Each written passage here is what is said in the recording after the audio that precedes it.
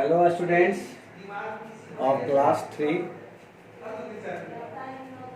आज हम लोग कादम्बरी हिंदी पाठ्य पुस्तक के अध्याय 2 में बीरबल की चतुराई शीर्षक कहानी के माध्यम से हम लोग जानेंगे कि चतुराई से समस्या को हम लोग कैसे हल करें। यही इस पाठ का उद्देश्य है। तो हम लोग कहानी की ओर बढ़ते हैं। एक बार एक व्यापारी के घर में चोरी हो जाती है। व्यापारी को संदेह हुआ कि अवश्य ही उसके घर के किसी सेवक ने ही चोरी की है। उसने अपने सभी सेवकों को बुलाकर उनसे पूछताछ की, परंतु कोई भी सेवक यह मानने के लिए तैयार नहीं हुआ कि चोरी उसने की है। आखिरकार परेशान होकर व्यापारी बीरबल के पास गया और उन्हें पूरी बात बताते हुए चोर को ढूंढने की प्रार्थना की। बीरबल ने व्यापारी को विश्वास दिलाया कि वे चोर को ढूंढ निकालेंगे। इस प्रकार कहानी आगे बढ़ती है। बहुत देर तक सोचने के बाद उन्होंने एक उपाय खोज निकाला। उन्होंने एक समान लंबाई वाली 4 लकड़ियां ली और व्यापारी के साथ उसके घर गए। व्यापारी ने अपने चारों सेवकों को पुकारा। उसकी आवाज़ सुनकर चारों सेवक आ गए। बीरबल बोले, तुम सब जानते हो कि इस घर में पिछली रात को किसी ने चोरी की है। तुम्हारे मालिक को संदेह है कि चोर तुम लोगों में से कोई एक है। जिसने भी चोरी की है वह स्वयं आकर अपनी गलती स्वीकार कर ले। बीरबल की बात सुनकर कोई भी सेवक अपराध स्वीकार करने को तैयार नहीं हुआ। तब बीरबल ने उन चोरों को एक लकड़ी देते हुए कहा, ये कोई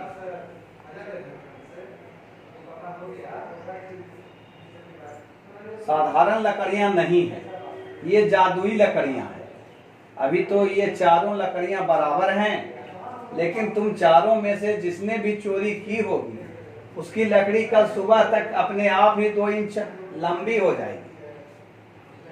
तुम सब एक एक लकड़ी अपने पास रखो।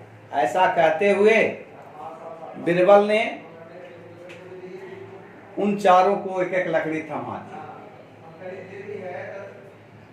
रात को सभी सेवक अपने अपने घर में चैन से सो रहे थे, परंतु जिस सेवक ने चोरी की थी वह पूरी रात अपने पास रखी जादुई लकड़ी के बारे में सोचता रहा। उसे नींद नहीं आ रही थी कि भाई अब क्या करें, कैसे हम बचें। फिर उसने डर के मारे अपनी लकड़ी थोड़ी काट दी ताकि वह पकड़ा न जा सके। अगली सुबह चारों सेवक बीरबल के पास अपनी अपनी लकड़ियां लेकर पहुंचे। बीरबल ने ध्यानपूर्वक चारों लकड़ियों को देखा तो पाया कि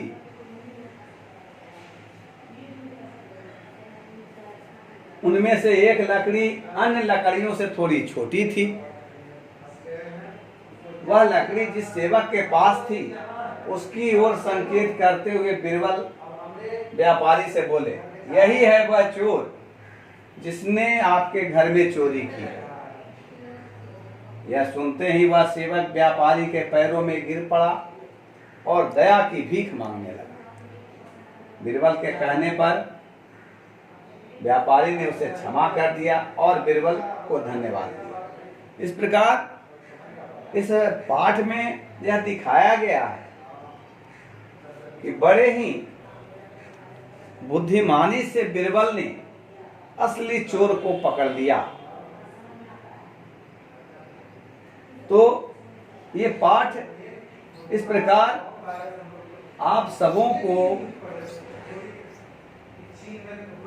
बहुत अच्छा सीख देती है कि हम सबके अंदर भी गूढ़ से गूढ़ बातों को जानने के लिए ट्रिक्स अपनाने चाहिए, जिसके माध्यम से हम लोग इस तरह की हो रही समाज में घटनाओं को जान सकें और उस पर से पर्दा उठा सकें और ऐसे लोगों को बेनकाब कर सकें। तो यही इस पाठ के माध्यम से सीख दी गई है। चतुराई से हम लोग कैसे समस्या को हल कर सकते हैं। इस प्रकार इस पाठ का समापन होता है और इस पाठ के आधार पर आप लोगों को इससे जुड़े हुए अभ्यास भी दिए जाएंगे।